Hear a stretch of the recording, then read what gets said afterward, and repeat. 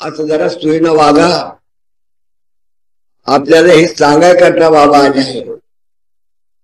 गर्व धरू नका.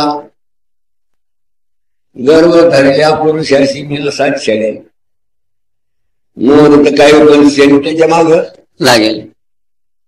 त्याचा सत्यानाश करी पण माग तर सगळ्या पै शेणीला लगी आहे. शेणी म्हणलं का थर काटाय. देवाला द्यावं लागलं तर आपली काय मत. पण अखेर शेणी आला ईश्वराशी क्षणेक लपला कैलास.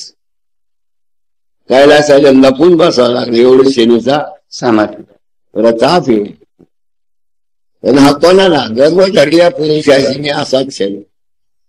ज्याच्यापाशी गर्व आहे खेळायला गर्व धरू नका. नाही तर साडीसाठी लागेल बरं का.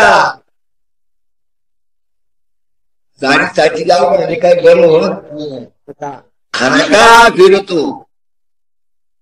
साडीसाठी लागलं तर माणसाने काहीच करू नये.